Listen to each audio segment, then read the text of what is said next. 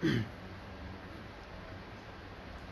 لله الذي من علينا برسوله وهدانا به إلى سواء سبيله وأمرنا بتعظيمه وتوقيره وتبجيله وفرض على كل مؤمن أن يكون أحب إليه من والده وولده وخليله وصلى الله وسلم وبارك بجميع صلواته وتسليماته وبركاته على سيدنا ومولانا محمد معدن الوجود والكرم وآله وصحبه وسلم. أما بعد، اربعین نبی شریف کی شروع سے متعلق گفتگو کر رہے تھے، احادیث کی شرح سے متعلق. آخری حدیث جو ہم نے تشریح کی، عدل اللہ تعالی و فضلہ و قدرتہ، اللہ رب العالمین کا عدل، اس کا فضل اور اس کریم کی قدرت سے متعلق ہم گفتگو کر رہے تھے. اللہ رب العالمین نے فرمایا، حدیث قدسی ہے، ان اللہ کتب الحسنات و سیئات ثم بین فمن ہم بحسنۃ فلم یعملها کتبها اللہ عنده حسنۃ کاملۃ. تو خلاصہ یہ حدیث کا یہ تھا کہ اگر بندہ اللہ رب العالمین کی رضا کے خاطر یا نیت کرے کسی اچھے کام کی اور وہ اسے نہ کرے، صرف نیت کرے، اسے نہ کر سکے وہ کام، تو اللہ رب العالمین پوری کی پوری نیکی اس کے لیے لکھتا ہے. اسی طریقے سے بندہ نیت کر لے اور وہ کام بھی کر لے تو اللہ رب العالمین 10 نیکیوں سے لے کر اس کے لیے 700 نیکیوں تک لکھتا ہے. ایسے ہی اگر بندہ برے کام کی نیت کرتا ہے لیکن وہ کام نہیں کرتا تو تب بھی اللہ رب العالمین اس کے لیے پوری کی پوری نیکی لکھتا ہے. اور بندہ برے کام کی نیت کر لے اور کام کر بھی لے تو اللہ رب العالمین اس کے لیے ایک گناہ لکھتا ہے. تو امام نووی رحمہ اللہ تعالیٰ کے قول کے مطابق آپ فرماتے ہیں کہ اس حدیث پہ غور کیا جائے تو اللہ رب العالمین کی اپنے بندوں سے محبت اور کس قدر اللہ رب العالمین اپنے بندوں کے جو اعمال ہیں ان کو اہمیت دیتا ہے، وہ واضح ہو جاتی ہے کہ جہاں جہاں ارشاد ہوا کہ نیکی کرتا ہے بندہ، نیکی کی نیت کرتا ہے بندہ، وہاں وہاں فرمایا حسنۃ کاملۃ، کہ پوری کی پوری نیکی لکھی جاتی ہے. اور جہاں گناہ کا ذکر آیا وہاں اول تو بندہ نیت کرے گناہ کی اور وہ اسے کر نہ سکے، وہ اسے نہ کرے، تو اب فرمایا گیا کہ وہ گناہ نہیں بلکہ اس کے لیے ایک نیکی شمار کی جاتی ہے اور اس کے لیے پوری کی پوری نیکی لکھی جاتی ہے. لیکن اگر وہ نیت کرتا ہے اور وہ گناہ کر بھی لیتا ہے تو اب فرمایا کہ اس کے لیے ایک گناہ لکھا جاتا ہے، کہ وہاں پوری کی پوری نیکی لکھی جا رہی ہے اور فرمایا جا رہا ہے حسنۃ کاملۃ، پوری کی پوری نیکی. اور یہاں گناہ کی جب بات آئی تو فرمایا ایک گناہ سیئۃ واحدۃ، کہ اس کے لیے ایک گناہ لکھا جاتا ہے. تو یہاں قلت کا بیان فرمایا گیا کہ قلت اس قدر قلیل لکھا جاتا ہے کہ ایک کے ساتھ جو ہے اس کی صفت لے کر آئے. اور وہاں نیکی کی جو ہے بڑائی اور عظمت کی طرف اشارہ کرتے ہوئے کاملہ کی صفت لے کر آئے کہ پوری کی پوری نیکی لکھی جاتی ہے. بہرحال اب 38ویں حدیث کی طرف آتے ہیں، اور 38ویں حدیث کا جو عنوان ہے وہ ہے وسائل القرب من اللہ تعالی و نیل محبتہ. اللہ رب العالمین سے قربت کے جو طریقے ہیں، وسائل ہیں، ان کا بیان، اور جو اس کی محبت ہے اسے پانے کا بیان. یہ جناب ابو ہریرہ رضی اللہ عنہ سے یہ حدیث مروی ہے، اور جناب ابو ہریرہ رضی اللہ عنہ کے بارے میں کئی بار ذکر ہو چکا، اور آپ کا ذکر کئی بار آ چکا، آپ کا ترجمہ کئی بار میں ذکر کر چکا. جناب ابو ہریرہ رضی اللہ عنہ فرماتے ہیں کہ نبی علیہ الصلوۃ والسلام نے ارشاد فرمایا، ان اللہ تعالی قال، یعنی یہ حدیث بھی حدیث قدسی ہے. تیسری حدیث غالباً یہ حدیث قدسی امام نووی رحمہ اللہ تعالیٰ لے کر آ رہے ہیں، اور آخری حدیث میں بھی ذکر ہوگا کہ وہ بھی حدیث قدسی ہے. تو اب جناب ابو ہریرہ رضی اللہ عنہ ارشاد فرماتے ہیں کہ نبی علیہ الصلوۃ والسلام نے فرمایا، ان اللہ تعالی قال، اللہ رب العالمین فرماتا ہے، من عاد لی ولیا فقد آذنتہ بالحرب ومن وما تقرب الی عبدی بشیء احب الی مما افترضت علیہ وما یزال عبدی یتقرب الی بالنوافل حتی احبہ فاذا احببته كنت سمعه الذی یسمع به وبصره الذی یبصر به ويده التي يبطش بها ورجله التي يمشي بها وإن سألني لآتينه ولئن استعاذني لأعيذنه رواہ البخاری۔ امام بخاری رحمہ اللہ تعالیٰ نے اس حدیث کو روایت کیا، اس کا ترجمہ ذکر کرتے ہیں۔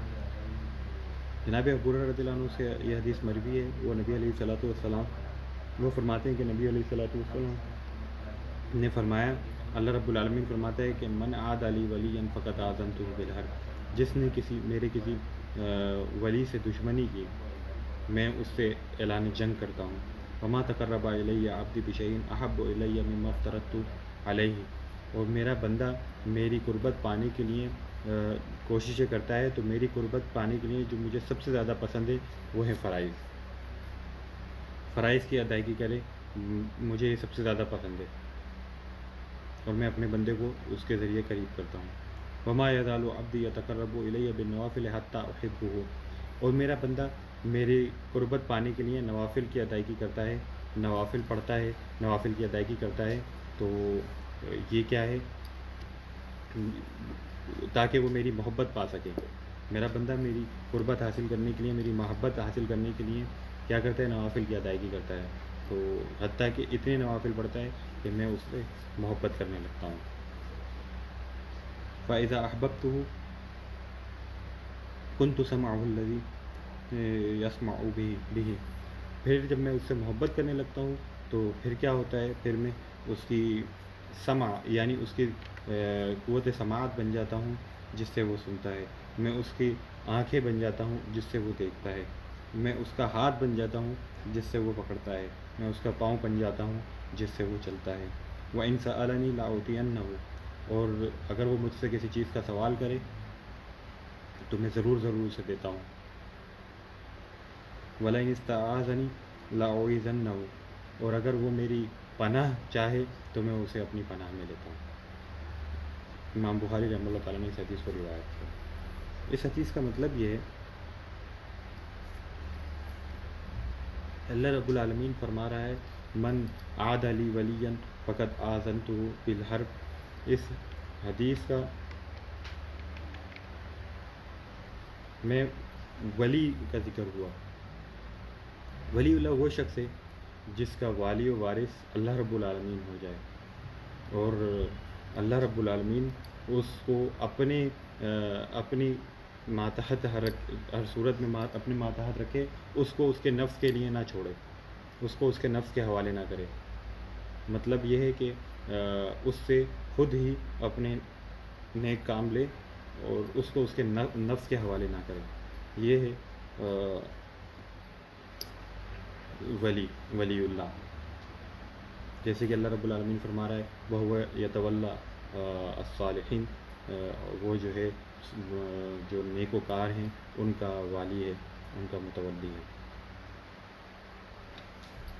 اللہ رب العالمین فرما رہا ہے من عاد علی ولی فقط آذنتہ بالحرب، یعنی جو میرے ایک ولی کا دشمن ہوگا، جو میرے ولی سے دشمنی کرے گا، میں اس سے اعلان جنگ کرتا ہوں۔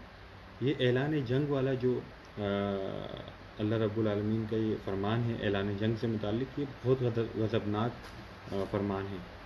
یہ فرمان پوری شریعت مطہرہ میں صرف دو لوگوں کے لیے آیا۔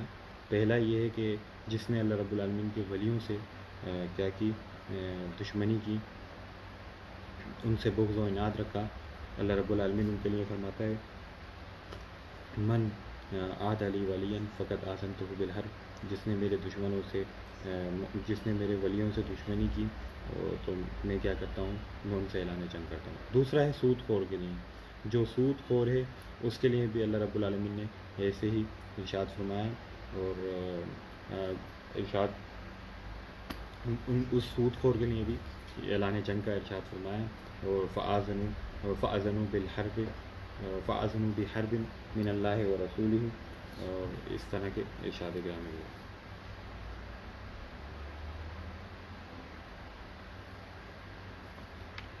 مرکات شریف اور دیگر شروحات میں آیا کہ جو اللہ رب العالمین کے ولی سے دشمنی کرتا ہے وہ کافر ہے. وہ کافر کس طرح سے ہے؟ یعنی یہ کلام جو علماء کی ہے یہ مطلقاً ہے یا اس میں کسی قسم کی وضاحت کی ضرورت ہے؟ تو جو علماء نے فرمایا کہ جو ولی اللہ کا منکر جو ہے، ولی اللہ کا جو دشمن ہے وہ کافر ہے. اس کا مطلب یہ ہے کہ وہ شخص، کوئی بھی شخص اگر کسی اللہ کے ولی سے اس لیے دشمنی کرتا ہے، اس لیے نفرت کرتا ہے، اس لیے اس کو ناپسند کرتا ہے کہ وہ اللہ کا ولی ہے، اللہ کے ولی سے اس لیے اسے ناپسند کرتا ہے اللہ کے ولی کو کہ وہ اللہ کا ولی ہے، تو اب فرمایا یہ کفر ہے. وہ کسی شخص کو اس لیے ناپسند کرے کہ وہ ولی اللہ ہے، اللہ کا ولی ہے، اب یہ کیا ہے؟ یہ کفر ہے. ہاں، اس سے مخالفت کرتا ہے کسی معاملے میں، بعض معاملات میں رائے کا اختلاف رکھتا ہے اس سے، یا دیگر معاملات میں اس سے رائے کا اختلاف رکھتا ہے، تو اب فرمایا کہ اب نہ تو وہ کافر ہے نہ وہ فاسق ہے، اب اس کو کوئی حکم نہیں لگایا جا سکتا کفر و فسق کا. تو جو علماء نے کافر کہا وہ کافر اس صورت میں کہا کہ کوئی بھی شخص کسی دوسرے کو اس لیے ناپسند کرتا ہے، اس لیے اس کو مکروہ جانتا ہے کہ وہ اللہ کا ولی ہے، بحیثیت یہ کہ وہ اللہ کا ولی ہے. یہ جو صفت لگائی ہے ساتھ کہ اللہ کے ولی ہونے کی وجہ سے اسے ناپسند کرتا ہے، تو اب یہ کفر ہے، اس سے اختلاف رائے رکھتا ہے.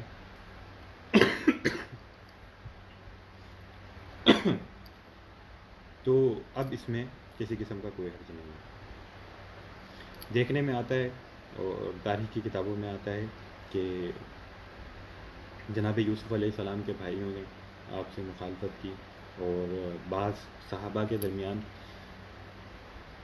جو مشاجرات ہوئے، تو ان میں جو مشاجرات تھے اور جو جناب یوسف علیہ السلام کے بھائیوں کے درمیان تھے، وہ دشمنی نہیں تھی، وہ عناد نہیں تھا، بلکہ وہ اختلاف رائے تھا. وہ اختلاف رائے تھا، اس وجہ سے انہیں من عادی لی ولین کے زمرے میں نہیں لایا جا سکتا. اللہ رب العالمین بھی من عادی لی ولین فرما رہا ہے کہ جس نے میرے ولیوں سے دشمنی کی، انہیں دشمن جانا. تو یہاں من خالف لی ولین نہیں فرمایا، من خالف ولین فرمایا دیا جاتا ہے، یا اس طریقے سے جڑا کہ جس نے میری ولی کی جو ہے کیا کی،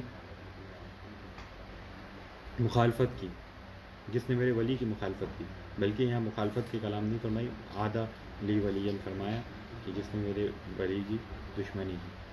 تو یہ مطلب ہے یہ علماء کی کلام کا، اور فرق اختلاف رائے کا، اور اس وجہ سے برا جاننا کہ وہ اللہ کا ولی ہے، یہ ان ساری باتوں میں فرق ہے.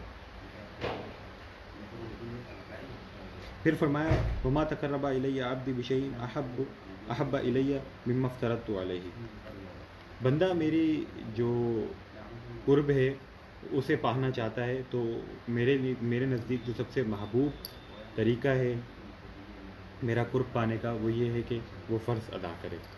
اللہ رب العالمین خود ارشاد فرما رہا ہے فرض ادا کرے. اس کا مطلب یہ ہے کہ طریقے بہت سارے ہیں اللہ رب العالمین تک رسائی کے، اور اس کی بارگاہ تک پہنچنے کے بہت سے طریقے ہیں، لیکن جو اللہ رب العالمین کو پسند ہے وہ ہے سب ذرائع سے جو محبوب ذریعہ ہے اللہ رب العالمین کے نزدیک، وہ ہے فرض کی ادائیگی کا. فرائض کی ادائیگی کرے، اللہ رب العالمین تک رسائی کا بہترین ذریعہ ہے. پھر صوفیہ یہ فرماتے ہیں کہ بندہ نوافل ادا کر رہا ہے صرف، اور فرائض کو جو ہے وہ چھوڑا ہوا ہے. صوفیہ فرماتے ہیں کہ بغیر فرائض کی ادائیگی کے نوافل مقبول نہیں ہیں ان کا صوفیہ. ایسے ہی بعض جاہل اور جہال جو ہیں وہ کیا کرتے ہیں، وہ بھنگ پیتے ہیں اور چرس پیتے ہیں اور گانے سنتے ہیں، وہ رقص دیکھتے ہیں، رقص کرتے ہیں اور یہ سمجھتے ہیں کہ اس سے اللہ رب العالمین کی ذات تک رسائی ممکن ہے۔ تو یہ خام خیالی ہے، شیطان کے مکر و فریب سے ایک مکر ہے، وہ یہ سمجھتے ہیں۔ تو ایسا سمجھنا ان کا صرف اور صرف جہالت پر مبنی ہے، اور شیطان کے مکر و فریب میں سے ایک فریب ہے کہ بندہ جو ہے وہ بھنگ پیے اور نشے آور چیز استعمال کرے، وہ کہے کہ اس سے مجھے اللہ رب العالمین تک رسائی ہوتی ہے، کہ یہ صرف جہالت ہے اور کچھ نہیں۔ اور اسی طریقے سے رقص کرے اور اغانی سنے، گانے وغیرہ سنے، تو اس سے بھی یہ شیطان کے مکر و فریب میں سے ایک مکر ہے۔ اللہ رب العالمین خود ارشاد فرما رہا ہے کہ میرے پسندیدہ چیزوں میں سے یہ ہے کہ بندہ مجھ تک رسائی کرے فرائض کے ذریعے۔ تو اللہ رب العالمین کی خود پسندیدہ چیز یہ ہے۔ باقی ان چیزوں سے رب تعالیٰ ملے، یہ شیطان کے مکر و فریب میں سے ایک مکر ہے اور فریب۔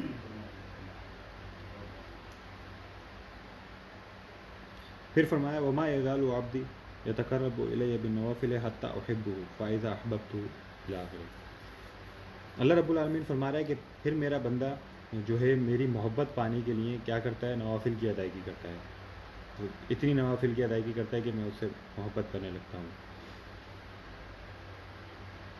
فرض عبادت کے ساتھ ساتھ نوافل کی ادائیگی بندہ کرے، اور وہ اس کا جو مطمع نظر ہے، اس کا جو مقصد ہے، اس کا جو ٹارگٹ ہے، وہ ہو اللہ رب العالمین کی محبت، اس کریم کی بارگاہ میں اس کریم کی رضا حاصل کرنے کے لیے، اس کی بارگاہ میں مقام حاصل کرنے کے لیے، یا اس کریم کی محبت حاصل کرنے کے لیے بندہ فرائض نماز کے ساتھ ساتھ نوافل بھی ادا کرے۔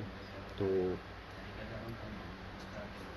اللہ کریم ارشاد فرماتا ہے کہ ایک وقت ایسا آتا ہے کہ میں اس سے محبت کرنے لگتا ہوں۔ پھر فرما رہا ہے، رب تعالیٰ فرما رہا ہے کہ جب میں اس سے محبت کرنے لگتا ہوں تو میں اس کی سمع بن جاتا ہوں، یعنی سننے کی طاقت بن جاتا ہوں جس سے وہ سنتا ہے، یعنی کان بن جاتا ہوں جس سے وہ سنتا ہے، آنکھیں بن جاتا ہوں جس سے وہ دیکھتا ہے، اور ہاتھ بن جاتا ہوں جس سے وہ پکڑتا ہے، اور پاؤں بن جاتا ہوں جس سے وہ چلتا ہے، وَإِنْ سَأَلَنِي لَأُعْطِيَنَّهُ وغیرہ وغیرہ۔ تو اس کا کیا مطلب ہے؟ اس کا کیا مطلب ہے کہ اللہ رب العالمین ارشاد فرمائے جب میں اس سے محبت کرنے لگتا ہوں تو اس کی کیا میں اس کی قوت سماعت بن جاتا ہوں، کان بن جاتا ہوں جس سے وہ دیکھتا ہے، آنکھ بن جاتا ہوں جس سے وہ کان بن جاتا ہوں جس سے وہ سنتا ہے، آنکھ بن جاتا ہوں جس سے وہ دیکھتا ہے، اور ہاتھ پاؤں بن جاتا ہوں جس سے وہ چلتا پھرتا ہے، پکڑتا ہے۔ اس کا مطلب یہ ہے کہ اولاً تو اس کا کیا مطلب نہیں ہے میں وہ ذکر کروں۔ اس کا مطلب یہ نہیں ہے کہ وہ اللہ رب العالمین بندے کے اندر حلول کر جاتا ہے۔ حلول یہ ہے کہ بندے کے ذات میں جو ہے وہ داخل ہو جاتا ہے، اور وہ خود جو ہے وہ حائل ہو جاتا ہے اس کے اندر۔ اس کا یہ مطلب نہیں ہے، یہ عقیدہ کفریہ ہے کہ اللہ رب العالمین بندے کے اندر حلول کر جائے، تو یہ عقیدہ کفریہ ہے، اور اس سے مراد یہ نہیں ہے، بلکہ اس سے کئی ایک معنی مراد ہو سکتے ہیں۔ اس سے کئی ایک معنی مراد ہو سکتے ہیں۔ اس کے ایک معنی یہ بھی ہو سکتے ہیں کہ جو اللہ رب العالمین کا جو ولی ہے، یعنی اللہ رب العالمین جس سے محبت کرتا ہے، وہ اس کے یہ اعضاء جو ہیں وہ گناہ کے لائق نہیں رہتے، یہ اعضاء گناہ کے لائق نہیں رہتے۔ اس کے کان جو ہیں وہ بری چیزیں نہیں سنتے، اس کی آنکھیں بری چیزیں نہیں دیکھتی، گناہ نہیں دیکھتی یا گناہ نہیں کرتی، اس کے کان گناہ نہیں کرتے، اس کے ہاتھ گناہ نہیں کرتے، اس کے پاؤں سے اس سے گناہ نہیں سرزد ہوتے، بلکہ ان تمام اعضاء سے کیا ہوتے ہیں، نیک کام ہی سرزد ہوتے ہیں۔ اس کا ایک مطلب یہ بھی ہو سکتا ہے کہ اللہ رب العالمین اس بندے کے آنکھ کان ناک وغیرہ بن جاتا ہے، آنکھ کان اور ہاتھ اور پاؤں بن جاتا ہے، تو اس کا مطلب یہ ہے کہ ان اعضاء سے نیک کام سرزد ہوتے ہیں، برے کام سرزد نہیں ہوتے.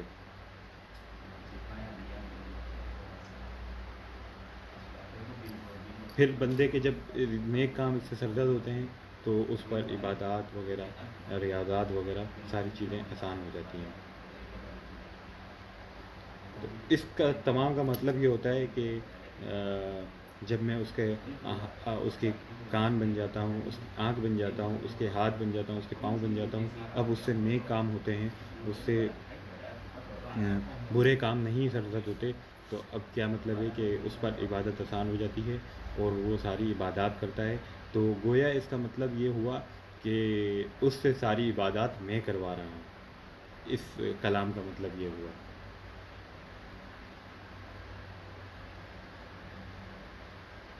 دوسرا مطلب یہ بھی ہو سکتا ہے کہ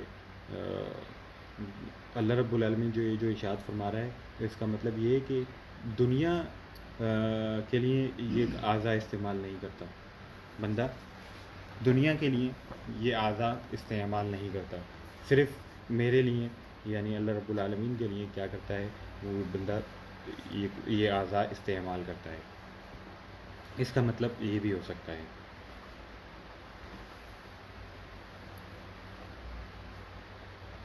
بندہ ہر چیز میں اللہ رب العالمین کو دیکھتا ہے، ہر چیز میں اللہ رب العالمین کی آواز کو سنتا ہے. وہ فنا فی اللہ ہو جاتا ہے.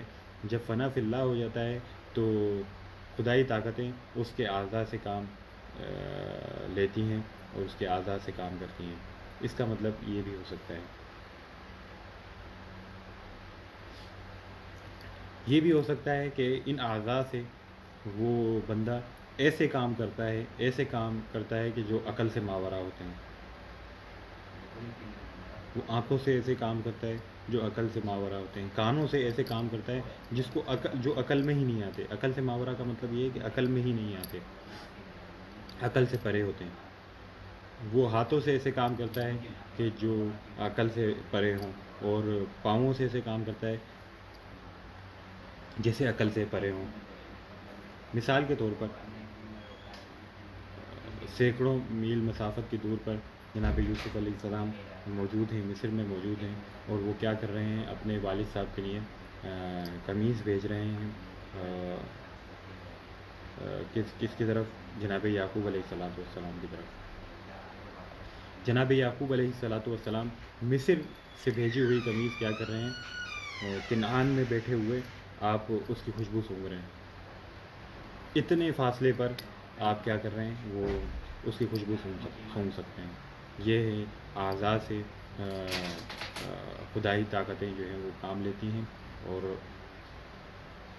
وہ کیا کرتا ہے، وہ ایسے کام کرتا ہے ان اعضاء سے جو عقل سے ماورا ہوتے ہیں. ایسے ہی چوٹی کی آواز میلوں کی مسافت سے کیا کرتے ہیں جناب سلیمان علیہ السلام سن لیتے ہیں. تو یہ کام ہے اعضاء سے. چونٹی کی آواز اتنے ننھے سے جو ہے وہ حشرات میں سے ایک ہے چونٹی، اس کی آواز کیا کر لیتی ہے، جناب سلیمان علیہ السلام ایک مسافت سے اس کی آواز سن لیتے ہیں کہ وہ چونٹی جو کہہ رہی ہے کہ لشکر تمہیں کچل نہ دے، اپنے اپنے مساکنوں میں چلے جاؤ، وغیرہ وغیرہ. یہ ہے کنت سمعہ الذی یسمع بہ، یہ میں اس کے کان بن جاتا ہوں جس سے وہ سنتا ہے. اس طرح سے وہ خدائی طاقتیں اس کے ان اعضاء سے کام لیتی ہیں، اور وہ کیا کرتا ہے، عقل سے ماورا کام کرتا ہے ان سے. عقل میں آنے والی بات ہی نہیں ہے کہ چونٹی ہے وہ ہم اس کے کان کو ہم اس کو اپنے کان کے قریب بھی کریں تو اس کی آواز نہیں سنائی دیتی. جناب سلیمان علیہ السلام میلوں مسافت دور سے جو ہے وہ اس کی آواز سن لیتے ہیں. ایسے ہی جناب آصف برقیہ کیا کرتے ہیں، وہ شام سے تخت بلقیس کو لا کے حاضر کر دیتے ہیں جناب سلیمان علیہ السلام کی بارگاہ میں، پلک جھپکنے سے پہلے جناب آصف برقیہ. تو یہ بھی کیا ہے، یہ بھی کام خدائی طاقتوں کا ہے کہ وہ پلک جھپکنے سے بھی پہلے، یعنی پلک جھپکنے میں مائکرو سیکنڈ بھی نہیں لگتا، تو اس سے بھی پہلے کیا کرتے ہیں وہ شام سے جو ہے وہ تخت بلقیس جناب سلیمان علیہ السلام کی بارگاہ میں پہنچا دیتے ہیں. اور تخت بلقیس کوئی سوئی نہیں تھی بلکہ تخت بلقیس ایک بھاری تخت تھا جس پہ ہیرے جواہرات سے کام ہوا ہوا تھا, سونے سے کام ہوا ہوا تھا, چاندی سے کام ہوا ہوا تھا. وہ اس کو شام سے لے کر جناب سلیمان علیہ السلام کی بارگاہ میں پہنچا دیتے ہیں. یہ ہے ہزاروں میلوں کی مسافت, وہ سیکنڈ کے بھی جو ہے وہ ہزارویں حصے میں وہ طے کر لیتے ہیں. جناب آصف برقیہ یہ وہ اللہ کے ولی تھے, جناب سلیمان علیہ السلام کے اصحاب میں سے تھے. وہ ان خدائی طاقتیں ان کے انعزاز سے کام لیتی ہیں اور وہ ایسا کام کرتے ہیں کہ عقل سے ماورا ہوتا ہے. ایسے ہی جناب عمر بن خطاب رضی اللہ عنہ خطبہ فرما رہے ہیں مدینہ منورہ میں, اور جناب ساریہ موجود ہے نہاوند شہر میں, اور وہاں جنگ چل رہی ہے. اور جناب عمر بن خطاب خطبہ فرماتے ہوئے فرما رہے ہیں, دوران خطبہ ارشاد فرما رہے ہیں, یا ساریہ الجبل, یا ساریہ الجبل, یا ساریہ الجبل. درمیان خطبہ آپ سے یہ 3 بار کلمات نکلتے ہیں, یا 3 سے زائد بار بھی آیا, یا ساریہ الجبل, یا ساریہ الجبل.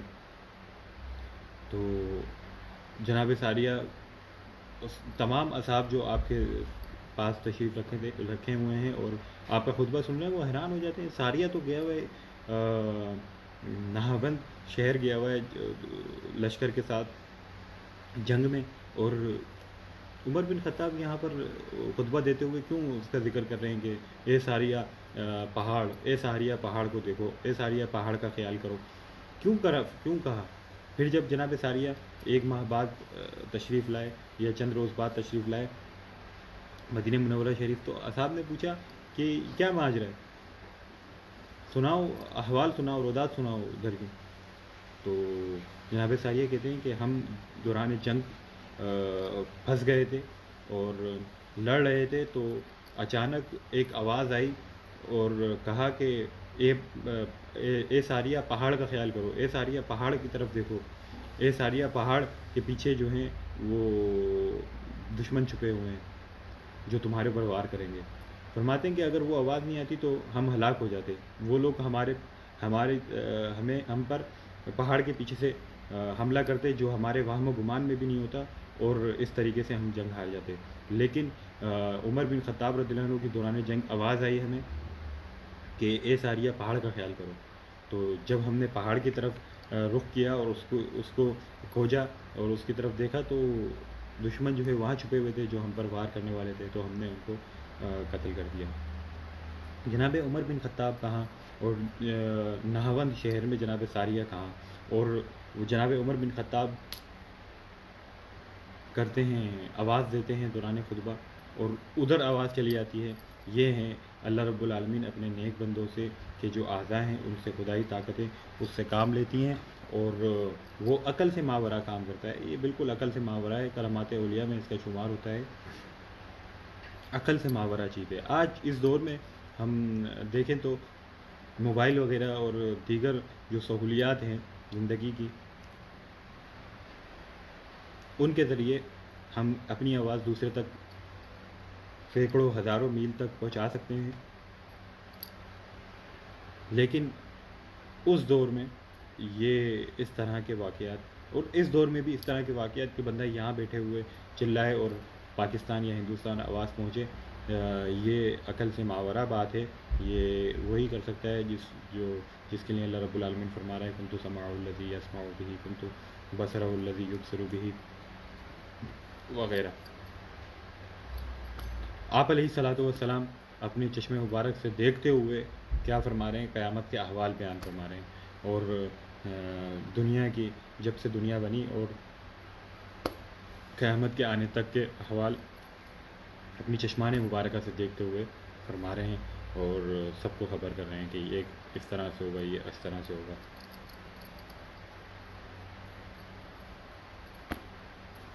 بہرحال یہ مطلب ہے اس کا, اور اس کا ایک مطلب یہ بھی ہو سکتا ہے, یہ وہ مطلب ہے جنہیں حکیم الامت احمد یار خان نعیمی رحمہ اللہ تعالیٰ نے بیان فرمایا.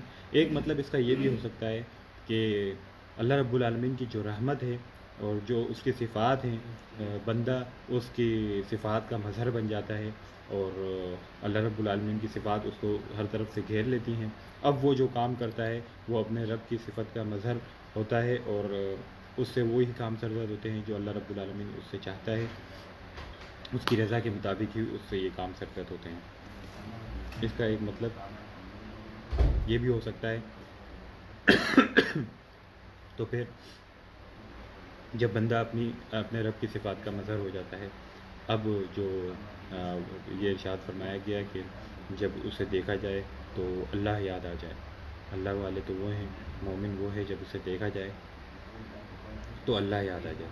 یہ بندہ تبھی ہو سکتا ہے جب وہ اپنے رب کی صفات کا مظہر ہو اور اسے دیکھا جائے تو اللہ کریم یاد آ جائے۔ پھر فرمایا وَإِن سَأَلَنِي لَأُعْطِيَنَّهُ، اگر وہ مجھ سے کسی چیز کا سوال کرتا ہے تو میں اسے دے دیتا ہوں۔ مطلب یہ ہے کہ بندہ جب اللہ رب العالمین کا اس قدر مقبول، اس قدر قریب ہو جائے، اللہ رب العالمین اسے پسند فرمانے لگ جائے، تو اب کیسا حجاب بندے حبیب و محبوب میں کہ وہ سوال کرے اور اسے دے نا۔ یہی بات ہے کہ جب بندہ نوافل اور فرائض کے ذریعے اللہ رب العالمین کا اس قدر قرب حاصل فرما لیتا ہے، اللہ رب العالمین اس سے محبت کرنے لگتا ہے، تو اب وہ کیا کرتا ہے، وہ کی دعا کرتا ہے، اللہ رب العالمین اسے قبول فرماتا ہے۔ وہ کسی کے حق میں دعا کرتا ہے، اللہ رب العالمین قبول فرماتا ہے۔ بندے اس کے پاس جا کر دعا کرتے ہیں، اللہ رب العالمین کو قبول فرماتا ہے۔ تو اولیاء کرام کی دعا مقبول ہے اللہ رب العالمین کی بارگاہ میں۔ یہ حدیث ہے اور اسے امام بخاری رحمہ اللہ تعالیٰ روایت کر رہے ہیں کہ بندہ جب اللہ رب العالمین کا محبوب ہو جاتا ہے، اب وہ اللہ رب العالمین سے کوئی سوال کرتا ہے، کوئی دعا کرتا ہے تو وہ قبول ہوتی ہے۔ دیگر ناس اس کے پاس جا کے اللہ رب العالمین سے سوال کرتی ہیں، دعا کرتی ہے، تو اللہ رب العالمین اسے قبول فرماتا ہے۔ یہ مرتبہ ہے اولیاء کا، اور یہ حدیث جہاں ہمیں اولیاء کی فضیلت سکھا رہی ہے، وہاں یہ اسی حدیث میں یہ تحذیر بھی ہے، یہ انتباہ بھی ہے کہ اللہ کے ولیوں سے دشمنی کرنا کتنا بڑا جرم ہے، اور کتنا بڑا اس پر عذاب نازل ہوتا ہے۔ خود جو علماء ہیں وہ انہوں نے یہ بھی فرمایا کہ جو بندہ اولیاء سے دشمنی کرتا ہے، اولیاء کو ناپسند کرتا ہے، انہیں برا جانتا ہے، اب اس کی جو موت ہوتی ہے وہ کفر پہ ہوتی ہے۔ ایک یہ ارشاد فرمایا اور ایک وہ ارشاد فرمایا جو ہم نے پہلے ذکر کیا کہ وہ بندہ کافر ہے، تو ان دونوں کی وجہ بھی ہم ذکر کر چکے ہیں۔ پھر فرمایا وَلَئِنِ اسْتَعَاذَنِي لَأُعِيذَنَّهُ، اور وہ مجھ سے پناہ طلب کرتا ہے تو میں اسے اپنی پناہ دیتا ہوں۔ تو جب بندہ اللہ رب العالمین کا محبوب ہو جائے اور اللہ رب العالمین اسے پسند فرمانے لگے، تو اب وہ اللہ رب العالمین کی پناہ ہی میں ہوتا ہے۔ وہ اعوذ باللہ کہے یا دیگر انداز میں کہے، اللہ رب العالمین اسے اپنی پناہ میں لے لیتا ہے۔ یہ ہے قرب کے طریقے اللہ رب العالمین کے، اور اس کے بارگاہ میں مقرب ہونے اور محبوب ہونے کے یہ طریقے ہیں۔ 39ویں حدیث کی طرف آئیں۔ 39ویں حدیث جناب عبداللہ ابن عباس رضی اللہ عنہ سے مروی ہے، اور اس کا عنوان ہے رفع الحرج فی الاسلام۔ اسلام سے جو حرج ہے، جو تنگی ہے، وہ اٹھا لیا گیا ہے۔ جناب عبداللہ ابن عباس رضی اللہ عنہما یہ آپ صاحبزادے ہیں جناب عباس کے، اور ان کا ذکر بھی پہلے ہو چکا ہے، آپ بھی فقہاء میں سے ایک ہیں۔ اور جناب عبداللہ ابن عباس، جناب عبداللہ ابن عمر اور جناب عبداللہ ابن عمر، یہ جناب عبداللہ ابن عباس جو عباد ثلاثہ ہیں ان میں سے ایک ہیں۔ اور آپ سے یہ حدیث مروی ہے، آپ فرماتے ہیں ان رسول اللہ صلی اللہ علیہ وسلم قال ان اللہ تجاوز لی عن امتی الخطأ والنسیان وما استکرہوا علیہ حدیث حسن رواہ ابن ماجہ والبیہقی وغیرہ۔ عبداللہ ابن عباس رضی اللہ عنہ سے یہ حدیث مروی ہے، اور وہ فرماتے ہیں کہ نبی علیہ الصلوۃ والسلام نے ارشاد فرمایا کہ اللہ رب العالمین نے میری امت سے میرے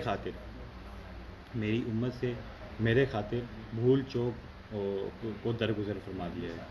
اللہ رب العالمین نے میری امت سے میرے خاطر بھول چوک کو درگزر فرما دیا ہے، اور جس پر وہ مجبور ہو جائے، جسے کرنے میں وہ مجبور ہو جائے، اسے بھی درگزر فرما دیا ہے۔ اس کا مطلب یہ ہے کہ خطا فرمایا گیا اور نسیان فرمایا گیا۔ خطا اور نسیان یہ دونوں کے دونوں عمد کے مقابل ہوتے ہیں، جان بوجھ کے مقابل ہوتے ہیں، یعنی بھول سے ہو جائے اور غلطی سے ہو جائے تو بھول اور غلطی یہ دونوں جان بوجھ کر کرنے کے مقابل ہوتے ہیں۔ دونوں میں فرق یہ ہے خطا اور نسیان میں کہ خطا میں معنی جو ہے جس سے منع کیا گیا ہے، جو کلام ہے منع کی گئی وہ یاد ہوتا ہے اور کام کا ارادہ نہیں ہوتا۔ مطلب یہ ہے کہ خطا میں غلطی سے میں معنی یاد ہوتا ہے کہ اس کام سے روکا گیا ہے، لیکن اس کام کا ارادہ نہیں ہوتا تو وہ غلطی سے ہو جاتا ہے۔ دوسرا ہے نسیان، بھولے سے میں بندے کو کیا یاد ہوتا ہے، کام تو ارادے سے ہوتا ہے لیکن اس کو معنی یاد نہیں ہوتا۔ خطا میں معنی یاد ہوتا ہے اور کام کا ارادہ نہیں ہوتا، نسیان میں کام کا ارادہ ہوتا ہے، معنی یاد نہیں ہوتا۔ مثال کے طور پہ خطا کی مثال کہ بندہ روزے دار ہے، اس نے کلی کی اور غلطی سے پانی جو ہے کیا چلا گیا، حلق میں چلا گیا۔ اب اس کو معنی تو یاد تھا کہ میرا روزہ ہے اور پانی جو ہے وہ حلق میں نہیں جانا چاہیے، منع ہے، غلطی سے حلق میں چلا گیا۔ معنی یاد تھا اور جو اس نے پانی سے کلی کی اور غلطی سے حلق میں چلا گیا، ارادہ نہیں تھا اس کا۔ تو معنی یاد ہے بندے کو لیکن ارادہ نہیں تھا، کلی کی حلق میں پانی چلا گیا غلطی سے، روزے دار تھا تو معنی یاد تھا، ارادہ نہیں تھا اس کا۔ ایسے ہی روزے دار تھا، اسے یاد نہیں رہا اور اس نے کیا کیا، اس نے کھانا کھا لیا یا پانی پی لیا وغیرہ وغیرہ۔ تو روزے دار تھا، اسے یہ یاد نہیں تھا کہ روزہ ہے اس کا، اور اس نے پانی پی لیا، کھانا کھا لیا یا کچھ بھی ایسے کام کر لیے جو معنی صوم ہے، تو اب اس کو معنی یاد نہیں تھا لیکن خطا اس کا ارادہ ضرور تھا کام کا۔ اس نے قصداً ارادتاً کھانا کھایا لیکن اس کو یہ یاد نہیں تھا کہ اس کا روزہ ہے، تو معنی یاد نہیں تھا اور ارادہ تھا فعل کا۔ تو خطا میں معنی یاد ہوتا ہے اور فعل کا ارادہ نہیں ہوتا، نسیان میں ارادہ ہوتا ہے فعل کا لیکن معنی یاد نہیں ہوتا۔ ان دونوں صورتوں میں فرمایا گیا ہے کہ نبی علیہ الصلوۃ والسلام کی ذات مبارکہ کی خاطر یہ دونوں اس امت سے اٹھا لیے گئے ہیں۔ مطلب یہ ہے کہ ان دونوں پہ پکڑ نہیں ہوگی بندے کی، بندے سے خطا واقع ہوتی ہے یا بھولے سے کوئی کام کر لیتا ہے تو ان دونوں صورتوں میں اس کی پکڑ نہیں ہوگی، تو دونوں صورتوں میں اس کا روزہ نہیں ٹوٹے گا، یہ فرمایا جا رہا ہے اس حدیث میں۔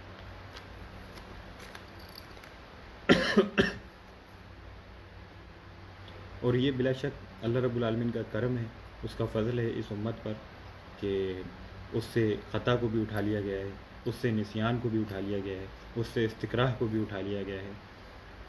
یہ اللہ رب العالمین نے جو اس امت پر فضل و کرم فرمایا ہے، وہ اپنے نبی کریم صلی اللہ علیہ وسلم، اپنے حبیب اعظم کی وجہ سے اور اس کے وسیلے سے، اس کے سبب سے یہ کرم فضل فرمایا ہے۔ دونوں صورتوں میں نہ پکڑ ہوگی اور نہ ہی اس پہ گناہ ہوگا کوئی۔ تو سوچیں اگر اس پہ گناہ ہونے لگے اور اس پہ پکڑ ہوتی تو کس قدر انسان تو پہلے ہی گناہوں میں ڈوبا ہوا ہے، تو خطا اور نسیان پر بھی اگر پکڑ ہونے لگتی اور مجبوری پہ بھی اگر پکڑ ہونے لگتی تو بندہ کہیں کا نہیں رہتا۔ ابھی بھی بندہ کہیں کا نہیں ہے، یہ تو اللہ رب العالمین کا فضل و کرم ہے تو اس فضل و کرم کی بات الگ ہے کہ اللہ رب العالمین نے اس سے درگزر فرما لیا، خطا سے بھی، نسیان سے بھی اور مجبوری سے بھی، کہ بندہ اگر ان تینوں صورتوں میں سے کسی ایک صورت میں کام کر لے تو اس پہ پکڑ نہیں ہوگی۔ بعض صورتوں میں اس پہ پکڑ ہوتی ہے، بعض صورتوں میں اس پہ پکڑ ہو جاتی ہے، وہ ہے احکام میں، جیسے نماز پڑھ رہا ہے اور دوران نماز اس سے غلطی سے کوئی کلام کر لیتا ہے، کوئی بات کر لیتا ہے، تو اب اس کی نماز ٹوٹ جاتی ہے، یعنی احکام جاری ہوتے ہیں اس پہ احکام جاری ہوتے ہیں، اور بھولے سے بات کرنے پہ بھی نماز ٹوٹ جاتی ہے۔ ایسے ہی خطا ان قتل جو ہے، قتل خطا جو ہے، اس پر کفارہ یا دیت لازم ہوتی ہے۔ ایسے ہی نماز کے اندر واجب بھولنے سے کیا ہوتا ہے، سجدہ سہو لازم ہوتا ہے۔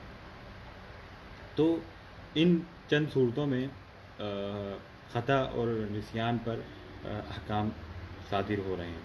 ایسے ہی مسلمان اگر مجبور ہے اور وہ مجبوری میں کوئی گناہ کرتا ہے اور مجبوراً کوئی گناہ سرزد ہوتا ہے اس سے، تو اب کیا ہے، اب بھی وہ اس پہ کوئی پکڑ نہیں ہے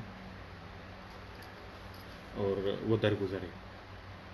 مجبوراً وہ کفر بکتا ہے تو اب بھی کیا ہے، وہ درگزر ہے۔ مجبوراً شراب پلائے جانے یعنی مجبوراً شراب پینی پڑتی ہے اسے، تو اب بھی وہ گناہ گار نہیں ہے اور وہ کیا نام ہے، اس سے درگزر کیا جائے گا۔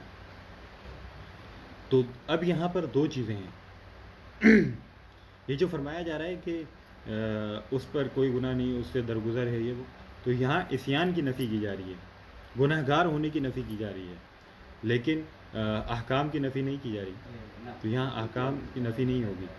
مطلب یہ ہے کہ بندہ اگر مجبوری میں کوئی کام کرتا ہے اور حالت استکراہ میں کوئی کام کرتا ہے تو عصیان کی تو نفی ہے، لیکن اس پر احکام جاری ہوں گے۔ مثلاً احناف کے نزدیک مجبوراً اگر وہ طلاق دے دیتا ہے اور تو اب بھی اس پر احکام جاری ہوں گے اور اس کی طلاق واقع ہو جائے گی۔ خیال رہے کہ یہ جو جرم مجبوری میں کیے جا رہے ہیں، تو جو کفر کی بات ہے کہ بندہ مجبوری میں معاذ اللہ کفر کرتا ہے، تو مجبوری اب اسی صورت میں ہو سکتی ہے کہ مجبوری اگر تب اسی صورت میں ہو سکتی ہے کہ جب بات جو ہے اس کی جان پر بنائی ہو، بات اس کی جان پر بنائی ہو اور اسے موت کا خطرہ ہو، تو اب وہ اگر وہ کفر بکتا ہے مجبوراً، تو اب اس پر کوئی پکڑ نہیں ہے۔ طلاق و نکاح اور دیگر چیزوں کے لیے دیگر جبر بھی کافی ہیں، مطلب اسے کسی اور صورت میں مجبور کرتا ہے، تو اب جو ہے وہ طلاق نکاح وغیرہ میں یہ چل جاتا ہے۔ لیکن اگر وہ کفر کرتا ہے معاذ اللہ ثم معاذ اللہ، تو اب کفر کرنے والی صورت میں وہی ہو سکتی ہے کہ بات اس کی جان پر بنائی ہو، جیسے کہ کچھ روایات میں آیا کہ صحابی رسول تھے، وہ انہیں مجبوراً کفر کرنا پڑا، نبی علیہ الصلوۃ والسلام کی شان میں معاذ اللہ ثم معاذ اللہ گستاخی کرنی پڑی۔ اس کی وجہ یہ تھی کہ ان کے سامنے دو صحابیوں کو کفار و مشرکین پکڑ کے لے گئے اور انہیں کیا کیا، اور ایک صحابی کو کہا کہ کفر بکو اور مرتد ہو جاؤ، تو انہوں نے منع کیا کہ نہیں، میں نہیں کروں گا۔ تو انہیں کھولتے ہوئے تیل کے اندر، جو تیل ہے وہ سخت گرم تھا، اس میں ڈالا گیا، اتنا سخت گرم تھا کہ وہ چند سیکنڈ میں ہی وہ جل کے راکھ ہو گئے، جل کے پورے راکھ ہو گئے اور کوئلہ ہو گئے تیل کے اندر۔ جب آپ نے یہ عالم دیکھا تو آپ نے پھر اپنی زبان سے چند الفاظ ذکر کیے، تو نبی علیہ الصلوۃ والسلام کی بارگاہ میں آئے اور عرض کرنے لگے کہ یا رسول اللہ، میں تباہ ہو گیا، میں برباد ہو گیا، آپ علیہ الصلوۃ والسلام نے فرمایا کیا ہوا؟ تو آپ نے ساری وجہ سنائی اور فرمایا عرض کرنے لگے یا رسول اللہ میرے کلمہ کفر کے بیٹا اور میں برباد ہو گیا۔ آپ علیہ الصلوۃ والسلام نے فرمایا جب تم کلمہ کفر کہہ رہے تھے تو تمہارا دل ایمان پر مطمئن تھا؟ عرض کرنے لگے یا رسول اللہ میرا دل ایمان پر مطمئن تھا۔ فرمایا کوئی حرج نہیں۔ تو مجبوراً بھی یہ کفر بکنا یہ اسی صورت ہو سکتا ہے کہ جب جان پر بنا ہے۔ اس کے علاوہ جو دیگر احکام ہیں ان میں دیگر جبر بھی کافی ہے، لیکن اس حکم کے لیے جان پر بنانا ضروری ہے۔ فقہا وغیرہ نے کتاب الاکراہ وغیرہ میں، فقہا کی کتابوں میں، فقہ کی کتابوں میں موجود ہے کتاب الاکراہ، اس کا مستقل باب باندھا گیا ہے۔ اس حدیث کو امام بیہقی رحمہ اللہ تعالیٰ، امام ابن ماجہ نے رحمہ اللہ تعالیٰ دونوں نے ذکر کیا، اور آپ کے علاوہ بھی کئی ایک لوگوں نے اس حدیث کو ذکر کیا۔ اگلی حدیث کی طرف آتے ہیں۔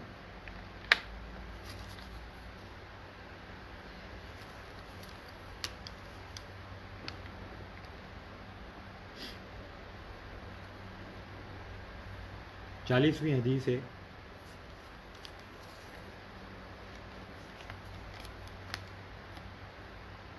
اغتنام الدنیا للفوز بالآخرہ، دنیا سے بے رغبتی کا اظہار کرنا اور دنیا کو چھوڑے رکھنا تاکہ قیامت والے دن آخرت میں کیا ہو، کامیاب ہو جائے۔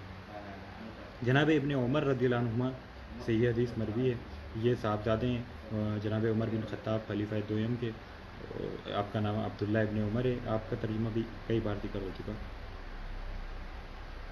ان ابن عمر رضی اللہ عنہما قال اخذ رسول اللہ صلی اللہ علیہ وسلم بمن کے بیہ فقال کن فی الدنیا کأنک غریب او عابر سبیل، وکان ابن عمر رضی اللہ عنہما یقول اذا امسیت فلا تنظر الصباح واذا اصبحت فلا تنظر المساء وخذ من صحتک لمرضک ومن حیاتک لموتک، رواہ البخاری۔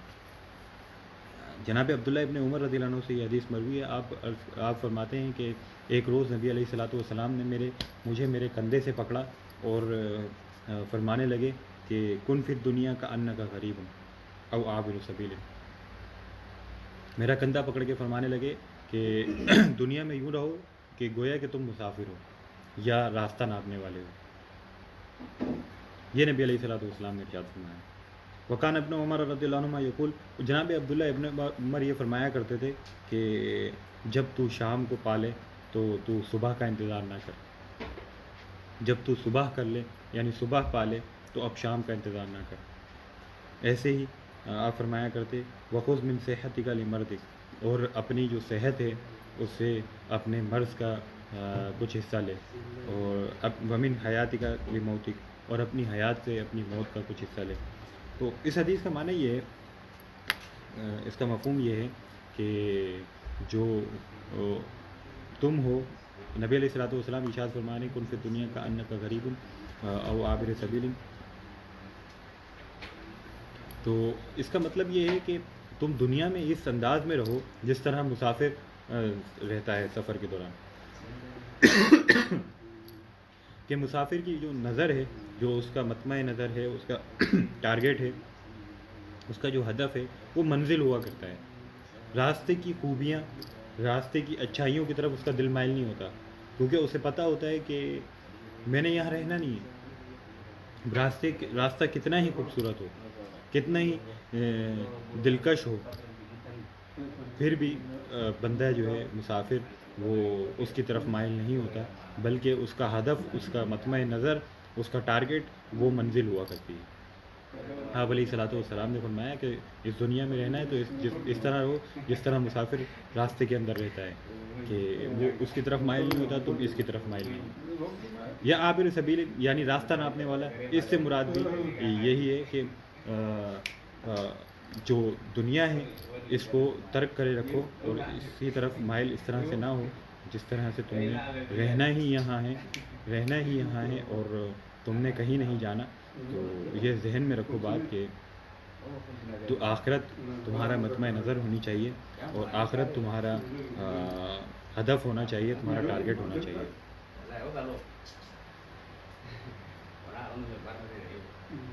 جناب عبداللہ ابن عمر رضی اللہ عنہ فرمایا کرتے تھے، اور بعض علماء نے لکھا کہ آپ اپنے آپ سے یہ بات کیا کرتے تھے۔ آپ فرمایا کرتے تھے کہ زندگی میں لمبی امیدیں نہ باندھو، بلکہ جو ہے اسے تم آخری سمجھو۔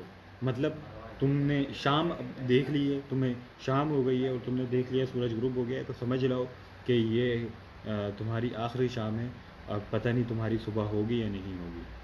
تم نے صبح کر لی ہے، صبح اٹھ گئے ہو، تو اب یہ سوچ لو کہ یہ تمہاری آخری صبح ہے، تمہیں شام نصیب ہوگی یا نہیں ہوگی۔ ایسے ہی تمہاری جو صحت ہے اس کو غنیمت جانو، اور اس میں خوب نیکیاں کر لو، اور نمازیں خوب پڑھ لو وغیرہ وغیرہ، تو اسے غنیمت جانو۔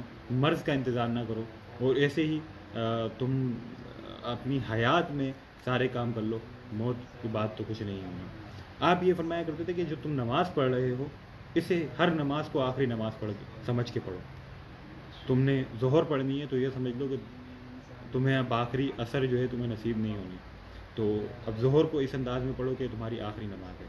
تم عصر کو اس انداز میں پڑھو کہ تمہاری آخری نماز ہے۔ تم مغرب پا لیتے ہو تو مغرب کو اس انداز میں پڑھو کہ یہ تمہاری آخری نماز ہے۔ تم عشاء پا لیتے ہو تو ہر نماز کو اس انداز میں پڑھو کہ یہ آخری نماز ہے۔ تو جب آخری نماز سمجھ کر اسے پڑھا جائے گا تو پھر اس کی خشوع، اس کے خضوع میں الگ ہی بات ہوگی۔ تو اپنی صحت کو، اپنی جوانی کو، اور جو اسباب ہیں ان کو بہتر جانتے ہوئے کیا کرو؟ اللہ رب العالمین کی عبادت کرو۔ شاعر کہتا ہے کر جوانی میں عبادت کاہلی اچھی نہیں، جب بڑھاپا آ گیا پھر بات بن پڑتی نہیں، ہے بڑھاپا بھی غنیمت جب جوانی ہو چکی، نہ یہ بڑھاپا بھی نہ ہوگا موت جس دم آ گئی۔ جناب مصطفیٰ رضا خان صاحب کا ایک شعر ہے، آپ فرماتے ہیں بہار جا فضا تم ہو میں جو آپ کی نعت ہے، اس میں آپ فرماتے ہیں ریاضت کے یہی دن ہے، بڑھاپے میں کہاں ہمت، جو کچھ کرنا ہے اب کر لو ابھی نوری جواں تم ہو۔ تو بڑھاپے میں کہاں ہمت، جوانی ہی جو ہے وہ عبادت کے دن ہے، اور انہی کو غنیمت جانتے ہوئے بندہ عبادت کرے، اور بڑھاپے میں تو کہاں ہمت ہے، جو کچھ کرنا ہے ابھی کر لو، اور ابھی نوری جواں تم ہو۔ تو مطلب یہ ہے کہ جوانی کو غنیمت جانی، اور جوانی کو غنیمت جانتے ہوئے اللہ رب العالمین کی بارگاہ میں زیادہ سے زیادہ سربہ سجود ہوں، اور زیادہ سے زیادہ اس کی عبادت کریں، اور زیادہ سے زیادہ اس کا قرب حاصل کرنے کی کوشش کریں، اس کی رضا کو حاصل کرنے کی کوشش کریں۔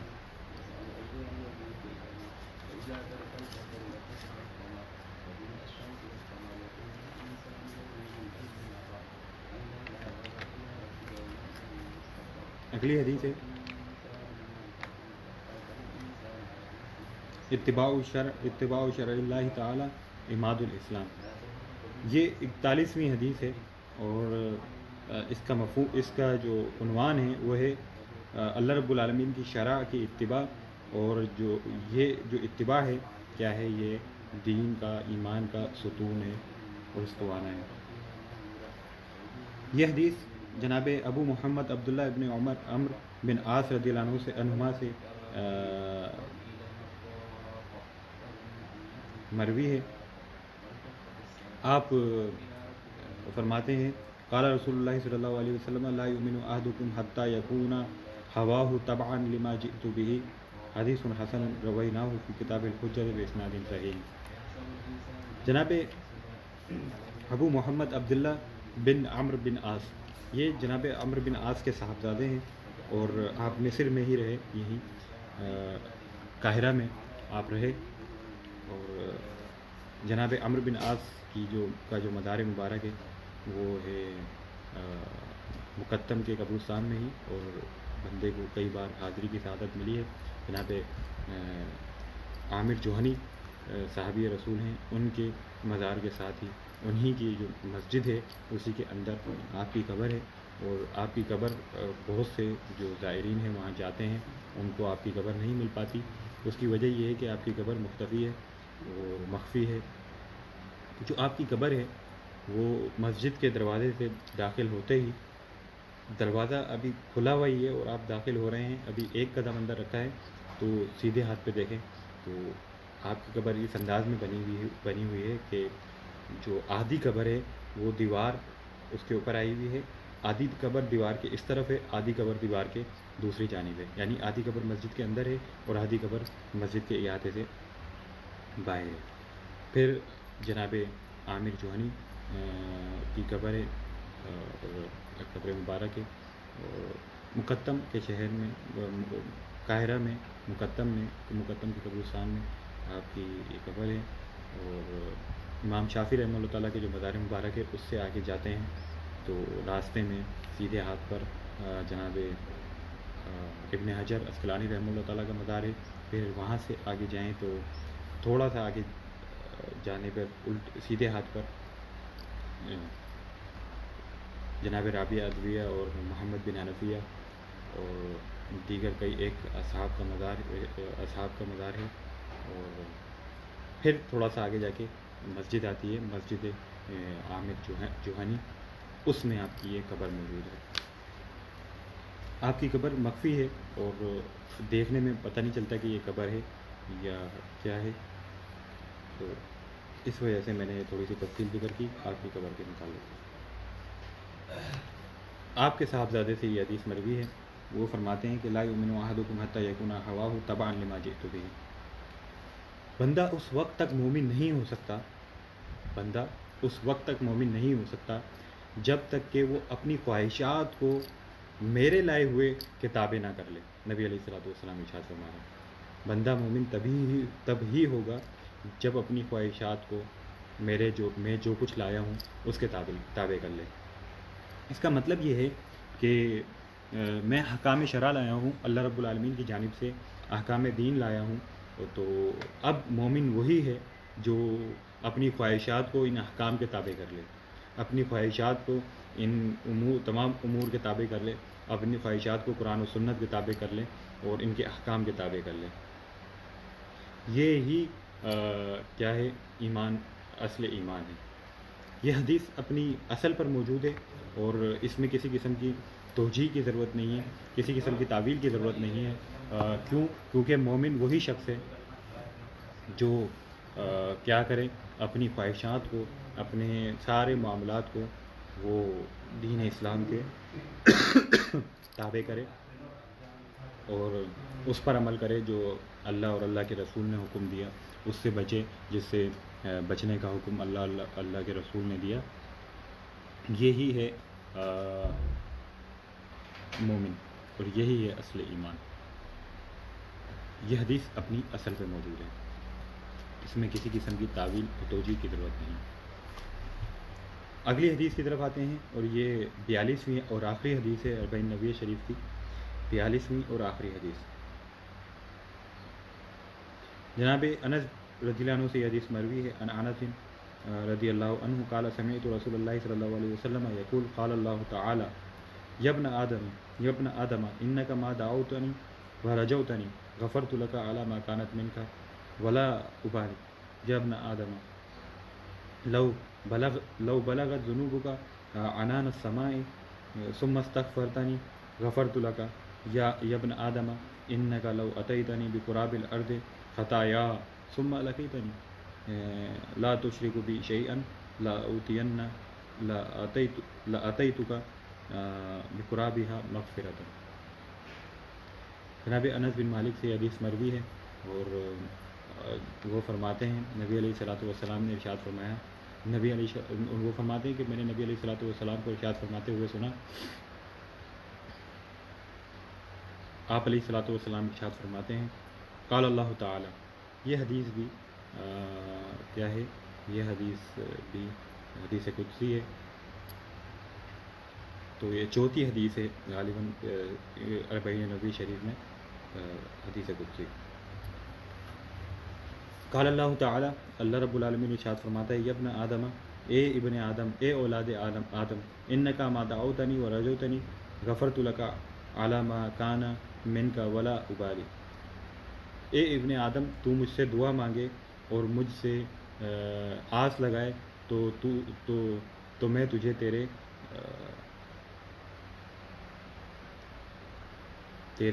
عیوب کے باوجود، تیرے عیبوں کے باوجود تجھے کیا کروں گا، وہ بخش دوں گا۔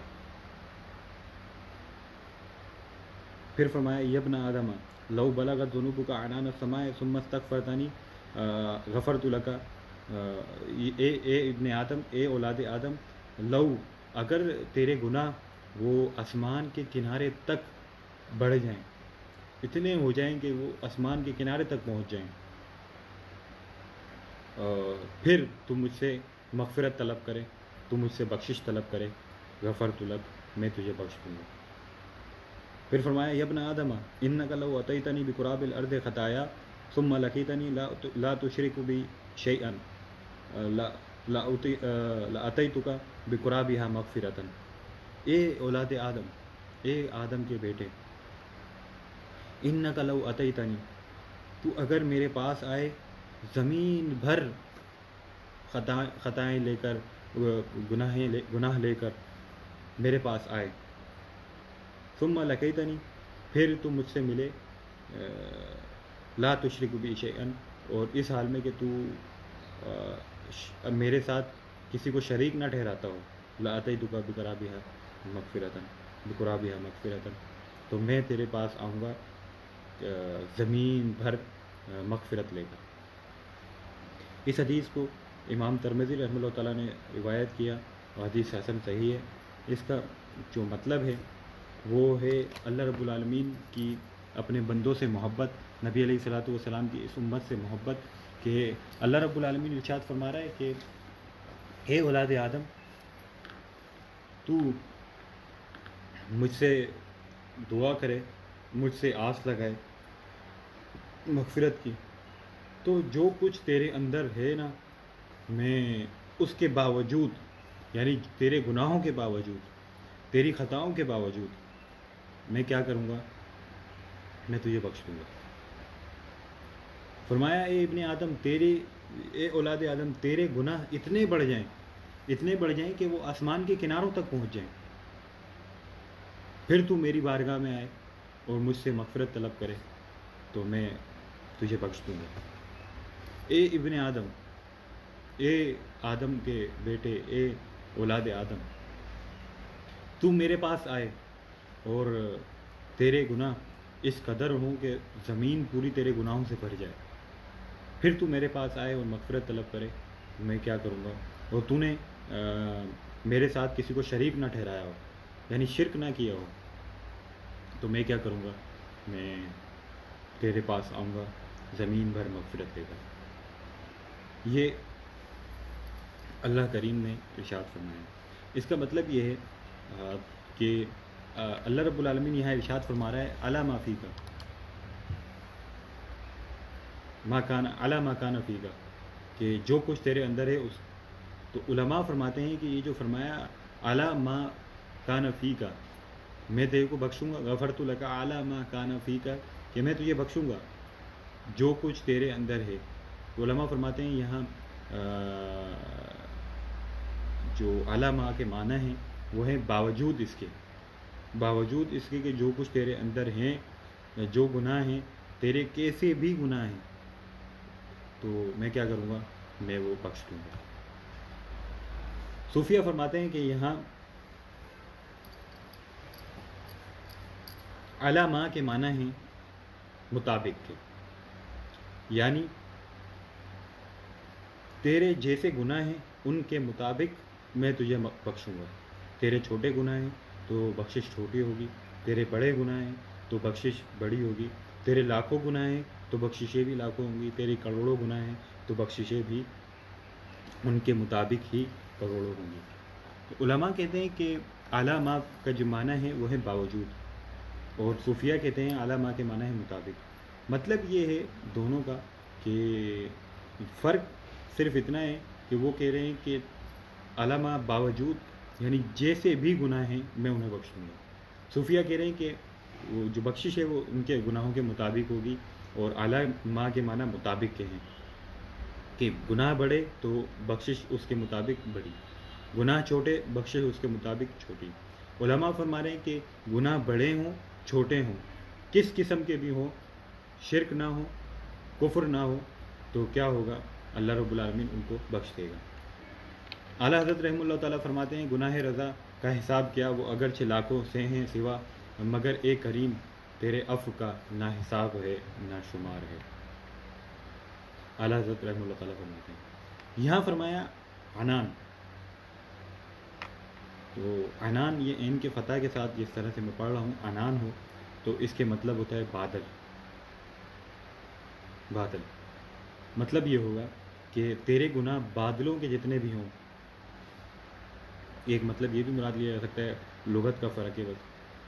اگر عین کے فتح کے ساتھ جس طرح سے پڑھا عنان ہو، مطلب تیرے گناہ بادلوں جتنے ہوں میں بخش دوں گا، تو مجھ سے مغفرت طلب کر۔ عین کے کسرہ کے ساتھ ہوں عنان، اس کے مطلب ہوتا ہے ظاہر۔ تو اس کا مطلب پھر حدیث کا مطلب یہ ہوگا کہ عنان السماء ثم استغفرتنی، تیرے گناہ جو ہیں وہ جتنے ہی ظاہر کیوں نہ ہوں بخش دوں گا، تو مجھ سے مغفرت طلب کرے گا بخش دوں گا۔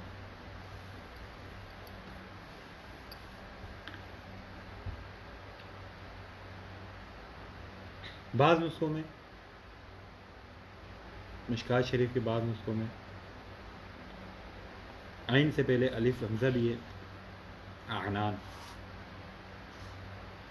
مطلب یہ ہے ان تمام صورتوں میں کہ گناہ جتنے ہوں، جس قسم کے ہوں، شرک نہ ہو، کفر نہ ہو، جس قسم کے گناہ ہوں، اللہ رب العالمین سے مغفرت طلب کی جائے تو وہ اسے بخش دے گا۔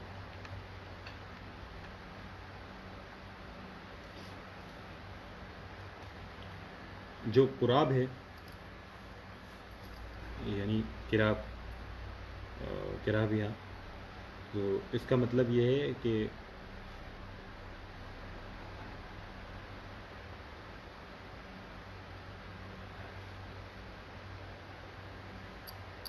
زمین جتنا بڑا خطہ ہے زمین کا، بندہ اتنے گناہ کر لے کہ وہ پورا کا پورا صرف ایک بندے کے گناہ سے بھرا ہوا ہے، پھر وہ رب کی بارگاہ میں جاتا ہے اور وہ مغفرت طلب کرتا ہے، بشرطے کہ اس نے کفر و شرک نہ کیا ہو، تو اب وہ اللہ رب العالمین کی بارگاہ میں جا کے مغفرت طلب کرتا ہے اور کہتا ہے یا رب مجھے بخش دے، یا رب مجھے بخش دے، میں نے یہ گناہ کیے، میں ان سے توبہ کرتا ہوں اور اے میرے مالک مجھے بخش دے۔ اب اللہ رب العالمین فرماتا ہے کہ تو نے شرک نہیں کیا، تو نے کفر نہیں کیا، میں تیرے گناہوں کو بخش دیتا ہوں۔ تو علماء اور صوفیہ دونوں کے معنی کے مطابق مطلب یہ ہوگا کہ گناہ جتنے جس قدر جیسے بھی ہوں اللہ رب العالمین انہیں بخش دیتا ہے، اور وہ اس کے یہاں مغفرت میں کوئی بخل ویسے بھی نہیں کسی چیز میں، اور بخل عیب ہے، اللہ رب العالمین اس سے پاک ہے، تو مغفرت میں اور بخشنے میں رب تعالیٰ احسان سے کام لیتا ہے، فضل سے کام لیتا ہے، اور اللہ رب العالمین سے دعا ہے کہ وہ یہ فضل یہ احسان ہم پر فرمائے، اور ہماری بھی بلا حساب ہمارے جو آباء و اجداد جو قریبین انتقال فرما گئے تو انہیں بھی بلا حساب بخشے۔ یہ آخری حدیث تھی اربعین نبوی شریف کی، اور آج کے دن 13ویں نشست میں اربعین نبوی شریف کا اختتام ہوا۔ انشاءاللہ اگلی نشست میں